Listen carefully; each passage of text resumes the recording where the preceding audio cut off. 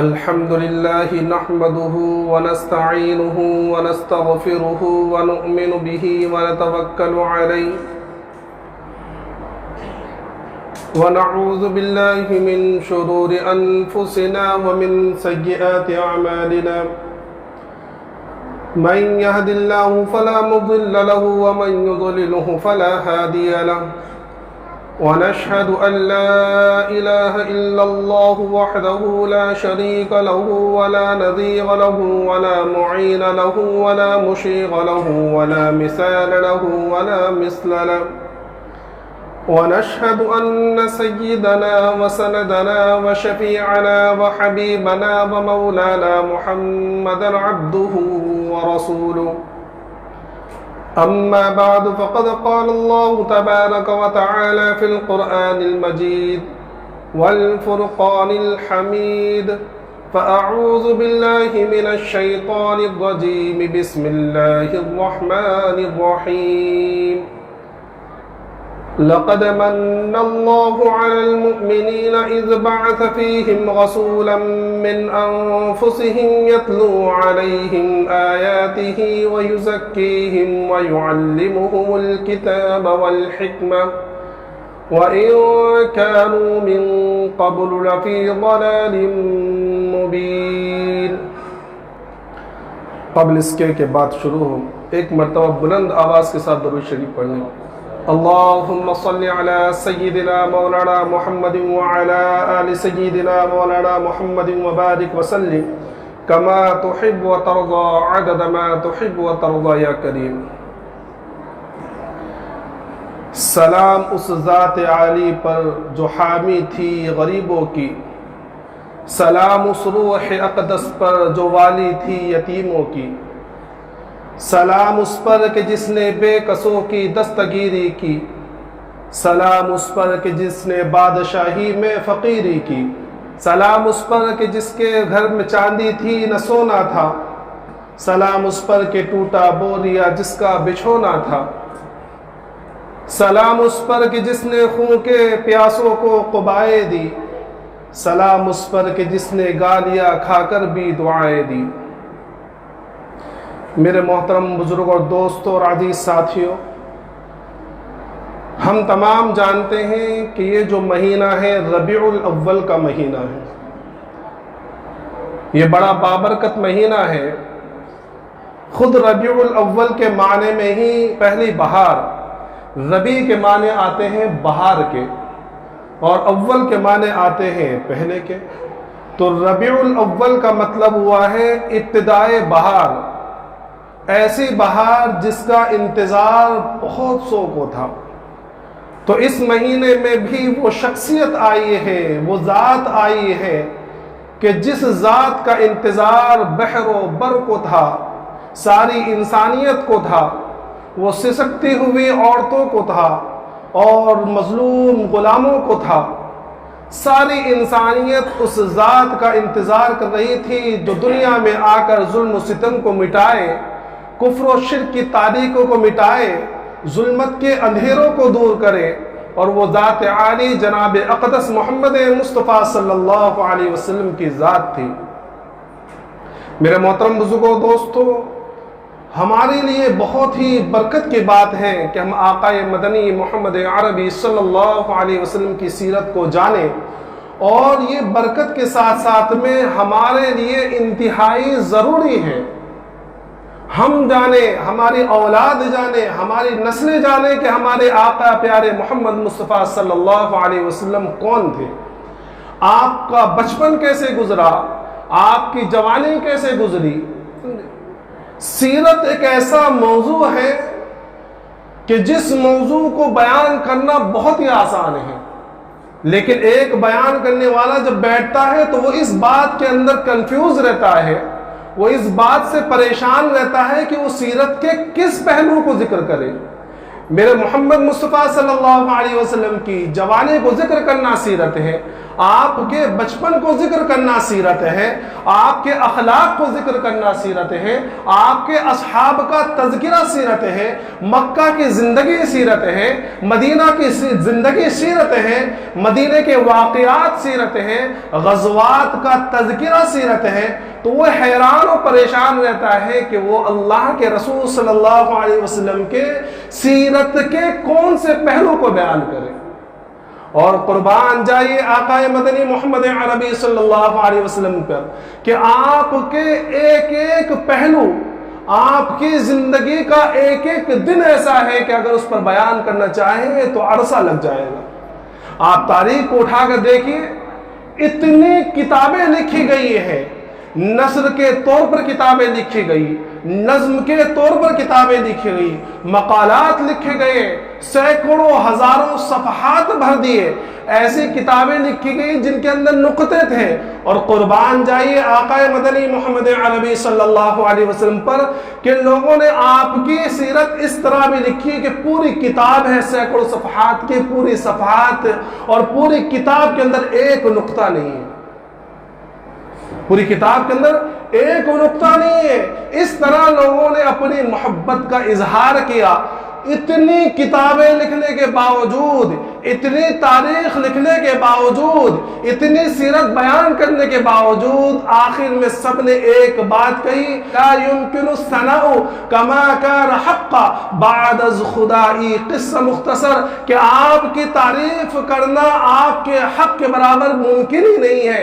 بس ایک بات میں ہم اپنی بات ختم کرتے ہیں، وہ یہ کہ اللہ تبارک و تعالی کے بعد اگر کوئی بزرگ شخصیت ہے، کوئی برگزیدہ شخصیت ہے، کوئی عالی مرتبہ ذات ہے تو وہ آقا مدنی محمد عربی صلی اللہ علیہ وسلم کی ہے۔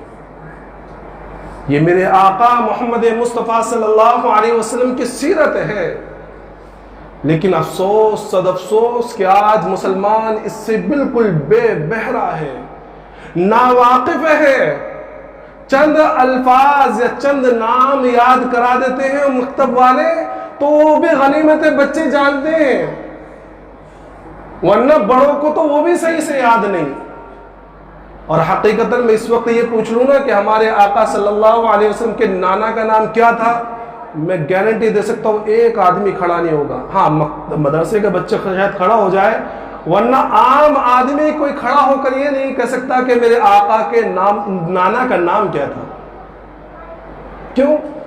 کیونکہ ہمارے پاس ناول پڑھنے کے لیے ٹائم ہے، 3 گھنٹے فلمیں دیکھنے کے لیے ٹائم ہے، باہر آوارہ گشتی کرنے کے لیے ٹائم ہے، لیکن سیرت پڑھنے کے لیے ٹائم نہیں ہے، سیرت سننے کے لیے ٹائم نہیں ہے۔ جو اظہار کا طریقہ ہے آپ صلی اللہ علیہ وسلم سے محبت کا، بس یہ سوچ لیا کہ بس 12 ربیع الاول آ جائے اور محرم ربیع الاول کا مہینہ آ جائے، اپنے کھڑکیوں کے اندر جھنڈے لڑکا دو، باہر دھوم دھڑاکے کر دو، ڈی جے بجا لو، اس کے اوپر ناچ لو، اس کے اوپر کیا لمبے لمبے نعرے لگا لو، بس سیرت کا حق ادا ہو گیا۔ میرے محترم بزرگوں دوستو، یہ سب سے بڑی ناانصافی ہے آقا مدنی محمد عربی صلی اللہ علیہ وسلم کے ساتھ میں۔ یہ نعرے لگانا ابھی سے تھوڑی ہے، یہ تو قرآن بیان کر رہا ہے، یہ مسلمانوں کا شیوا تھوڑی ہے نعرے لگانے، یہ تو منافقین کا طریقہ ہے۔ سورہ منافقون کے اندر قرآن کہتا ہے اذا جاءك المنافقون قالوا نشهد انك لرسول الله والله يعلم انك لرسول والله يشهد ان المنافقين لكاذبون۔ قرآن کہتا ہے کہ جب یہ منافقین آتے ہیں اور اللہ کے رسول صلی اللہ علیہ وسلم کے بارگاہ میں پہنچتے ہیں تو زور سے کہتے ہیں نشهد انك لرسول الله، کہ اللہ کے رسول، ہم مانتے ہیں کہ آپ اللہ کے رسول ہیں، آپ رسول اللہ ہے، یہ نعرے لگاتے ہیں۔ اور اللہ جانتا ہے کہ یہ لوگ کیا کہتے ہیں، واللہ یشہد ان المنافقین لکاذبون، اللہ گواہی دے رہا ہے کیا کہ یہ منافقین جھوٹے ہیں، یہ کھوکھلے نعرے لگا رہے ہیں، ان کے دل کے اندر محبت نہیں ہے، ان کے جسموں کے اندر محبت نہیں ہے، ان کے لباس سے نہیں لگتا کہ یہ محبت کرنے والے ہیں، یہ تو فقط نعرہ لگانے والے ہیں۔ آج بالکل وہی دیکھ لیجیے باہر نکل کے بھی کچھ دنوں کے اندر وہ 20 فیٹ کے ڈی جے لگا رکھے ہیں، اور وہ تیز آواز سے بیس بڑھائے ہوئے ہیں اور خوب زور سے، اتنی زور سے. پچھلے سال میں محمد روڈ کی طرف گیا بازار اس ٹائم پہ خریداری کے لیے، تو یقین جانی میرے ساتھ میرا چھوٹا بچہ تھا، وہ تو رونے لگا کہ ہمارے دل میں سے دھک دھک سے ہو رہے تھے. وہ اتنی زور سے بیس بڑھائے ہوئے تھے. ارے بھائی اگل بغل میں اتنی بلڈنگیں ہیں، پتہ نہیں کس کے گھر کے اندر بیمار پڑا ہوا ہے، کوئی دل کا مریض ہے، کوئی ہارٹ کا پیشنٹ ہے. تمہارے اس ڈی جے لگانے سے اسے تکلیف پہنچ رہی ہے، تو اسے تکلیف پہنچا کر تم اللہ کے رسول کی سیرت کا کون سا حق ادا کر رہے ہو؟ تو میرے محترم بزرگ دوستو، ہمارے لیے بڑی سعادت کی بات ہے کہ ہم اللہ کے رسول صلی اللہ علیہ وسلم کا تذکرہ کریں، آپ کی سیرت کو سنیں، آپ کے بچپن کو سنیں، آپ کی جوانی کو سنیں. انشاءاللہ ارادہ یہ ہے کہ اب سے جو ہے تقریباً جب تک بھی یہ پوری ہو جائے اللہ کے رسول صلی اللہ علیہ وسلم سے مختصر سی سیرت. میں نے بتلایا نا کہ تفصیل کوئی بیان نہیں کر سکتا، کوئی بیان نہیں کر سکتا. ہر ایک نے، میں نے بتلایا، ہر ایک نے کہہ دیا کہ اللہ ہم تیرے محبوب صلی اللہ علیہ وسلم کی سیرت کا حق ادا نہیں کر سکے. بس تیرے بعد، اللہ کے بعد اگر کوئی برگزیدہ شخصیت ہے تو محمد مصطفیٰ صلی اللہ علیہ وسلم. تو مختصر سا تذکرہ چلے گا انشاءاللہ، اول سے لے کر آخر تک. تمام حضرات سے خصوصاً میں درخواست کرتا ہوں کہ آپ لوگ وقت پر آئے، جلدی آئے، سمجھے، اور خود بھی سنیں.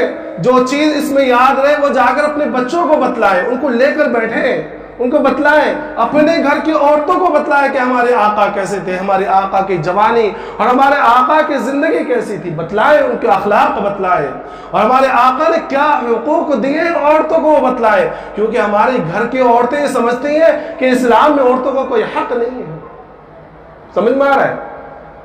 تو اللہ کے رسول صلی اللہ علیہ وسلم کی سیرت کو سمجھنے سے پہلے سب سے پہلے یہ جاننا ضروری ہے کہ ہمارے آقا صلی اللہ علیہ وسلم کہاں پیدا ہوئے، کس خاندان میں پیدا ہوئے، کس علاقے میں پیدا ہوئے اور کس زمانے میں پیدا ہوئے. سب سے پہلے تو آپ کا خاندان سمجھیے کہ میرے حبیب صلی اللہ علیہ وسلم جس خاندان میں پیدا ہوئے وہ سب سے اعلیٰ، سمجھے، سب سے اعلیٰ، کہ اس زمانے کے اندر اس سے بہترین خاندان روئے زمین پر تھا ہی نہیں. اور آپ کا سلسلہ نسب ملتا ہے اللہ کے خلیل جناب ابراہیم صلی علیہ السلام کے ساتھ میں.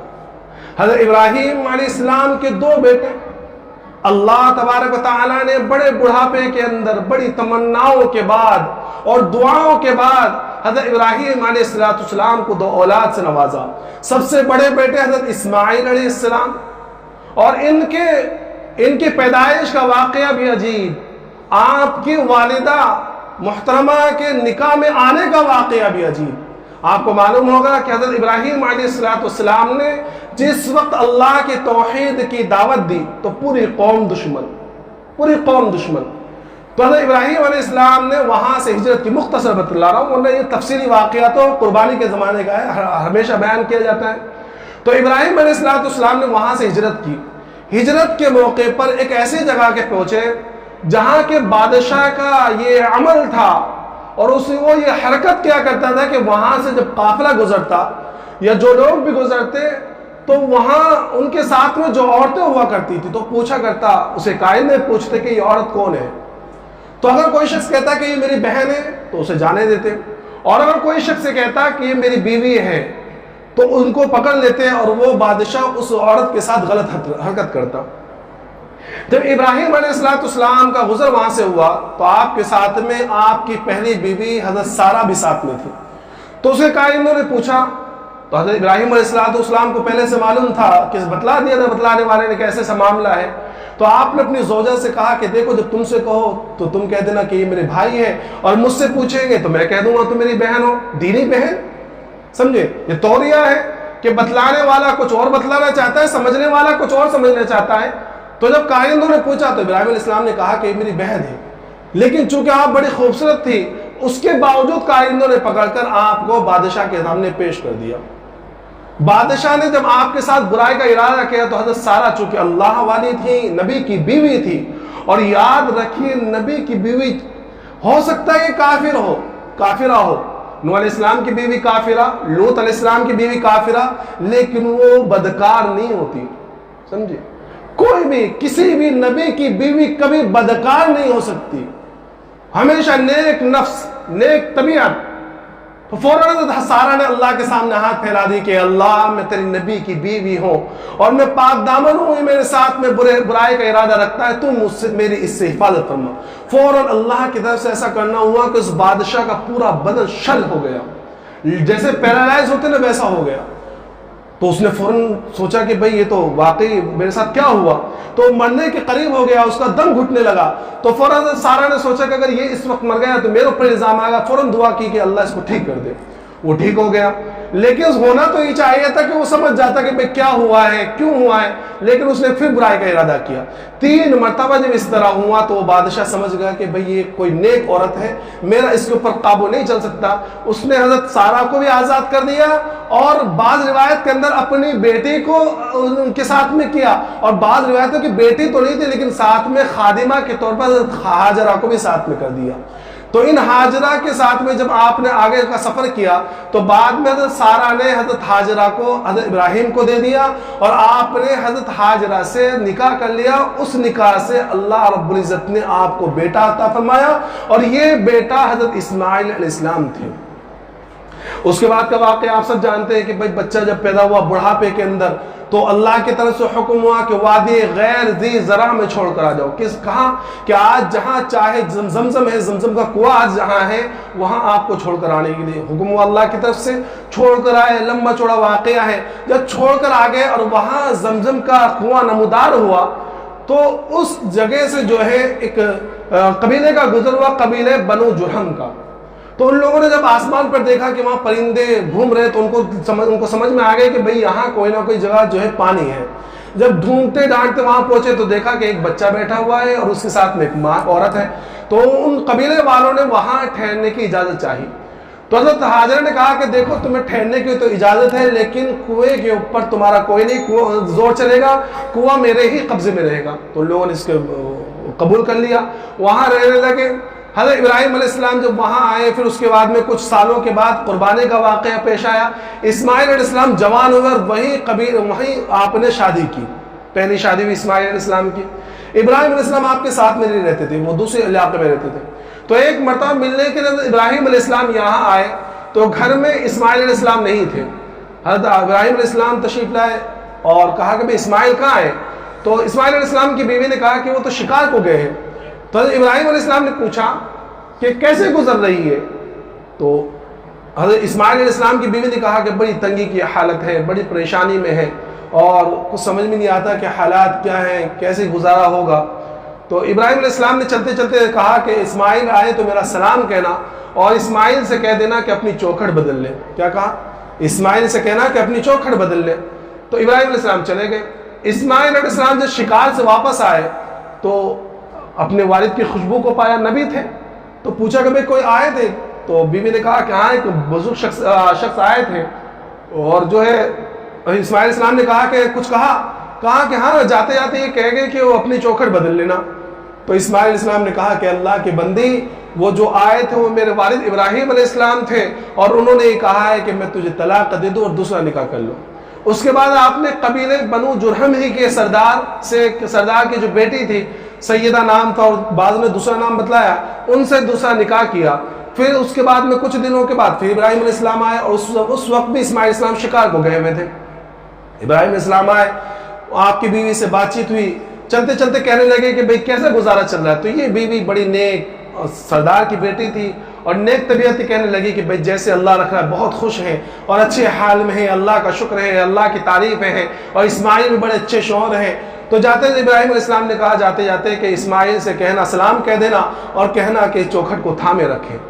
چلے گئے وہاں سے ابراہیم علیہ السلام، پھر اسماعیل علیہ السلام شکار سے واپس آئے تو پھر محسوس ہوا، کہا کہ کوئی آیا تھا، کہا کہ ایک بزرگ شخصیت آئے تھے اور میں نے ان کی تھوڑی خدمت کی اور ان کو کھانا وغیرہ پیش کیا۔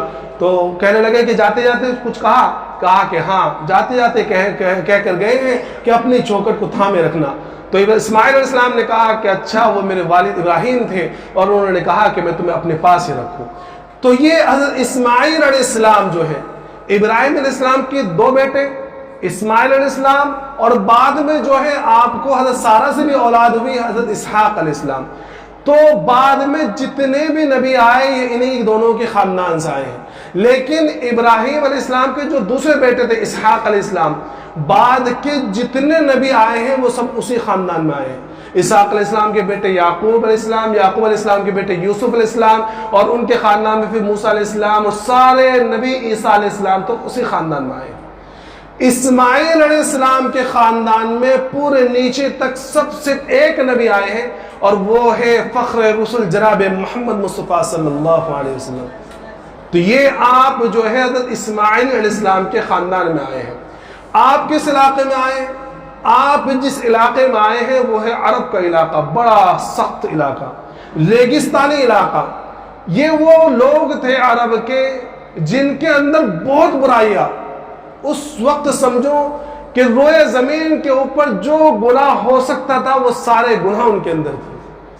شراب ان کی گٹی میں پڑی ہوئی تھی. جب بچہ پیدا ہوا کرتا تھا تو جس طرح ہم لوگ گٹیاں پلاتے ہیں نا، وہ شراب ٹپکایا کرتے تھے. جس کے گھر میں جتنی پرانی شراب وہ اتنا زیادہ معزز اور سردار. زنا بالکل عام. کعبے کے اندر آ کر لوگ فخریہ کہا کرتے تھے کہ میرے تعلقات اتنی عورتوں کے ساتھ میں ہیں.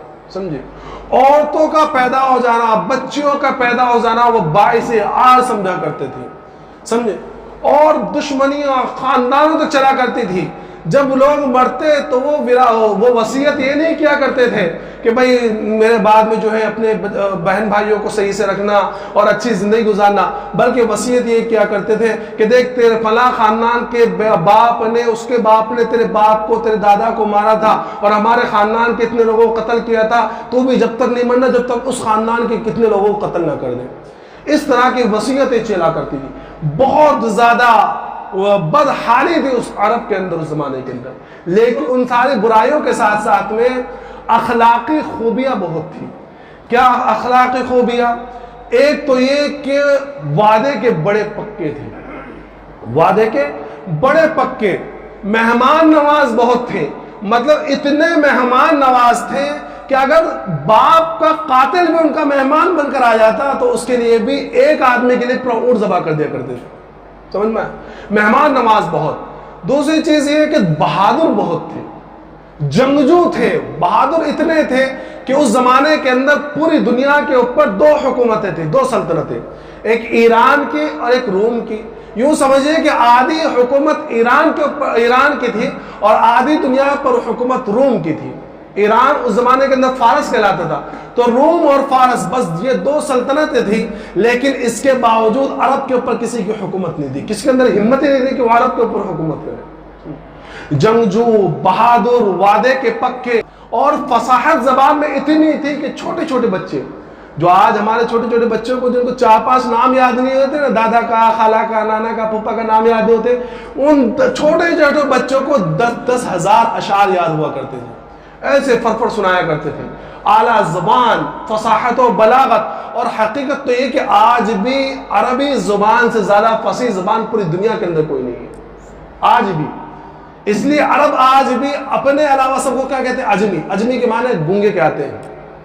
سمجھ؟ آج بھی جو فصاحت اور بلاغت ان کی زبان کے اندر آج بھی ہے، اتنی خرابی ہونے کے باوجود بھی آج بھی کوئی دنیا کی کوئی زبان ان کا مقابلہ نہیں کر سکتی.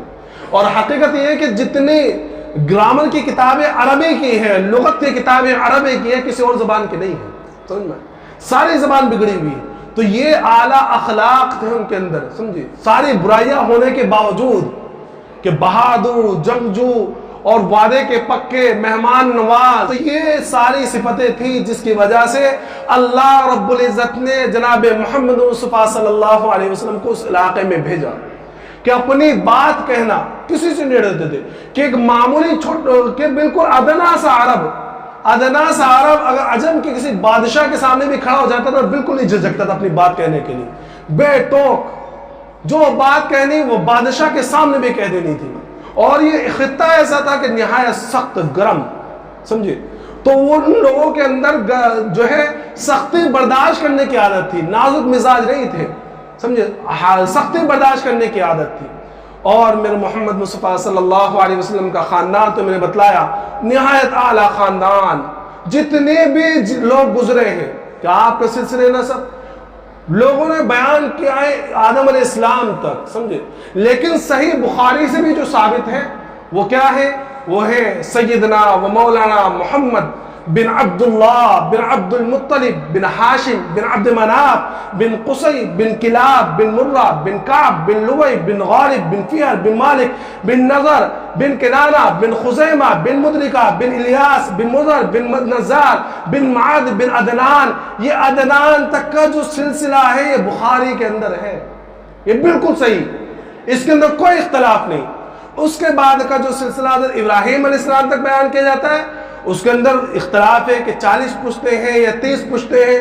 اس کے آگے ابراہیم علیہ السلام سے لے کر آدم علیہ السلام تک کے بیان کیا جاتا ہے، لیکن اللہ کے رسول صلی اللہ علیہ وسلم نے عدنان تک آپ نے خود بیان کیا، اور اس کے بعد فرمایا کذب النصابون، کہ نسب بیان کرنے والوں نے غلط بیانی کی ہے۔ امام مالک رحمۃ اللہ علیہ سے کسی نے پوچھا کہ کچھ لوگ حضرت اسماعیل تک آپ کا نسب بیان کرتے ہیں، تو امام مالک رحمۃ اللہ علیہ نے اس کو ناپسند فرمایا، کیونکہ آگے کے لیے اختلاف ہے، لیکن آپ کا نسب چاہے اختلاف کے ساتھ حضرت آدم علیہ السلام تک کا محفوظ ہے، آگے پیچھے تھوڑا بہت وہ ہو سکتا ہے لیکن آدم علیہ السلام تک کا محفوظ ہے۔ اللہ تبارک و تعالیٰ نے چونکہ آپ آخری نبی ہیں، یہ امت آخری امت ہے، تو آپ کی ایک ایک چیز کو ایسا محفوظ فرمایا ہے کہ دنیا کے کسی آدمی کی محفوظ نہیں۔ آپ کے اخلاق، بلکہ آپ کا جو جسم ہے، آپ کا جو جسم اطہر ہے، آپ کا جو جسم اطہر ہے، اس کی ایک ایک چیز کو صحابہ کرام نے بیان کیا، ایک ایک چیز کو۔ آپ کے ابرو ایسے تھے، آپ کے بال ایسے تھے، آپ کی آنکھیں ایسی تھی، آپ کے آنکھوں کے اندر کا جو سفید حصہ تھا وہ کیسا تھا، کالا جو دیدہ تھا وہ کیسا تھا، آپ کے ناک کیسے تھی، آپ کے دانت کیسے تھے، ایک ایک چیز کو سیرت نگاروں نے بیان کیا ہے۔ تو آپ کے جو والد تھے وہ عبداللہ، اور ان کے والد عبد المطلب جو آپ کے دادا تھے، اور ان کے جو ابا تھے ہاشم۔ یہ ہاشم اصل میں جو تھے، یہ ان کا نام ہاشم اس لیے پڑا کہ یہ بڑے مہمان نواز تھے، اور جب عرب کے علاقے میں وہاں کے لوگ جو باہر کے لوگ جب حج کے لیے آیا کرتے تھے تو آپ ان کے مہمان نوازی اس طرح کیا کرتے تھے کہ شوربے کے اندر جو روٹیاں چور کر ٹکڑے کر کے ڈالا کرتے تھے۔ تو ہاشم کے معنی اصل میں ہوتے ٹکڑا کرنے والا، تو آپ روٹی جو ٹکڑے کر کر اس کا سرید بنا کر لوگوں کو کھلایا کرتے، اس نام آپ کا نام ہاشم پڑ گیا۔ تو یہ ہاشم بڑے تاجر تھے، ان کے بارے میں لکھا ہے کہ بڑے اعلیٰ اخلاق والے، مہمان نواز، اور سیرت نگاروں نے یہ بات لکھی کہ آپ کے جتنے بھی خاندان کے لوگ تھے، عبد المطلب ہو، ہاشم ہو، جتنے بھی لوگ تھے، آپ کے خاندان میں کبھی کسی نے زنا نہیں کیا، آپ کے خاندان میں کسی شخص نے کبھی زنا نہیں کیا، کسی شخص نے کبھی چوری نہیں کی، کسی شخص نے کبھی، جتنے بھی برے اخلاق تھے اللہ کے رسول صلی اللہ علیہ وسلم کے خاندان کے لوگوں نے کبھی نہیں کیا، جو آپ کے نسب والے ہیں، سمجھے، نسب والے۔ تو حضرت ہاشم جو تھے، جو آپ کے پردادا تھے، اکثر تجارت کے لیے باہر جایا کرتے تھے۔ تو ایک مرتبہ جب یہ تجارت کے لیے جا رہے تو کسی علاقے میں غالباً مدینہ کے اندر یا اس قریب مدینہ کے اندر ہی غالباً کہ وہاں آپ کا ٹھہراؤ ہوا، تو وہاں آپ نے ایک نکاح کیا، سمجھے۔ تو نکاح کرنے کے بعد آپ کچھ دن وہاں رکے اور اس کے بعد وہاں سے آگے چلے گئے۔ آپ کے نکاح کی اطلاع جو ہے آپ کے بھائی کو بھی تھی، تو یہ جب وہاں سے نکلے تو وہاں بعد میں ان کا انتقال ہو گیا، اور اس نکاح سے جو ایک بچہ پیدا ہوا جس کا نام شیبہ رکھا گیا۔ شیبہ نام رکھنے کی وجہ یہ تھی کہ جب وہ بچہ پیدا ہوا تو اس کے سر کے اندر 1-2 بال سفید تھے، تو شیبہ کہتے ہیں جو بوڑھے کو، تو ان کا نام شیبہ رکھ دیا گیا۔ اب جو ہاشم کے بھائی تھے مطلب، ان کو پتا چلا کہ بھئی میرے بھائی کا وہاں ایک بیٹا بھی ہے، تو انہوں نے سوچا کہ میرے بھائی کا بیٹا جو میرا بھتیجا ہے وہ وہاں دیار میں غیروں کے اندر کیوں رہے، میں اس کو لے کر آتا ہوں ننیال سے۔ تو یہ لے کر وہاں گئے اور وہاں سے اس بچے کو لے کر آئے۔ تو مکہ والوں کو جب مکہ کے اندر پہنچے تو یہ مطلب سواری پر سوار تھے اور پیچھے جو ہے شیبہ بیٹھے ہوئے تھے، تو لوگوں کو پتا نہیں تھا کہ یہ کون ہے، تو وہ کہنے لگے یہ عبد المطلب ہے۔ کیا مطلب کہ مطلب کے غلام ہے، کیا ہے، مطلب کے غلام۔ تو شیبہ کا نام چونکہ معلوم نہیں تھا لوگوں کو کہ کون ہے، سب نے ان کو عبد المطلب کہنا شروع کر دیا۔ تو یہ عبد المطلب جو ہمارے حضرت نبی اکرم صلی اللہ علیہ وسلم کے یہ دادا ہے، سمجھے، یہ عبد المطلب جو۔ تو جب یہ آئے مکہ میں رہنے لگے، تو بادشاہ سرداری آتے آتے ان تک آئی، عبد المطلب کو سردار بنایا گیا۔ یہ عبد المطلب بہت جو ہے نیک طبیعت، بلکہ لکھا ہے کتابوں کے اندر کہ ہاشم اور عبد المطلب یہ دونوں کے اخلاق ایسے تھے کہ بعد میں قرآن کے اندر جو بہت ساری چیزیں حرمت کی ثابت ہوئی، شراب کا پینا حرام قرار دیا گیا، زنا حرام قرار دیا گیا، چوری کی سزا میں ہاتھ کاٹے گئے، یہ جتنی بھی برائیوں کی سزائیں اتری ہیں یا حرام قرار دیے گئے جن بری باتوں کو، یہ دونوں حضرات پہلے سے اس چیز کو برا سمجھا کرتے تھے اور پہلے سے لوگوں کو منع کیا کرتے تھے۔ طواف کرنا ننگے ہو کر بہت سختی سے منع کیا کرتے تھے۔ تو حضرت عبد المطلب کے اوپر جب سرداری آئی تو حضرت عبد المطلب میں نے بتلایا کہ بہت اعلیٰ اخلاق والے، تو ایک مرتبہ ان کو خواب میں نظر آیا کہ ان کو کوئی کہہ رہا ہے کہ تم کنواں کھودو، تو انہوں نے پہلے دن دھیان نہیں دیا، دوسرے دن پھر دوسرے الفاظوں کے ساتھ فرمایا گیا، کنواں کھودنے کا اشارہ کرایا گیا، پھر آپ نے دیا، جب 2-3 دن ہوا، تیسری مرتبہ جب کہا فرشتے کسی کہنے والے نے کہ بھئی کنواں کھودو، تو انہوں نے پوچھا کہ بھئی کون سا کنواں؟ تو انہوں نے کہا کہ بھئی زمزم کا کنواں کھودو۔ کیا؟ زمزم کا کنواں کھودو۔ تو اب آپ نے سمجھ لیا کہ بھئی سچا خواب ہے، تو آپ زمزم کا کنواں کھودنے کے لیے وہاں تیاری کی۔ آپ کے ساتھ اس وقت صرف ایک بیٹے تھے، حارث۔ تو جب کنواں کھودنے کے لیے گئے تو لوگوں نے مخالفت کری پہلے تو، لیکن آپ نے کسی کی نہیں سنی، کنواں کھودنا شروع کیا تو کچھ دیر کے بعد کنواں ظاہر ہوا۔ کون سا؟ زمزم کا، جو آج ہم پیتے ہیں نا زمزم کا پانی، یہ پاٹ دیا گیا تھا۔ کسی زمانے کے اندر قبیلے بنو جرہم اور قریش کے درمیان لڑائی ہوئی، تو جب بنو جرہم والے مغلوب ہو گئے تو ان لوگوں نے کیا کیا کہ غصے کے اندر وہ پورا کنواں جو ہے پاٹ دیا، اور اس طرح پاٹا کہ کسی کو پتہ ہی نہیں۔ میں نے بتایا کہ ریگستانی علاقہ ہے، ایک مرتبہ زمین صاف ہو جائے تو پتہ ہی نہیں چلتا کون سی چیز کہاں چھپ گئی۔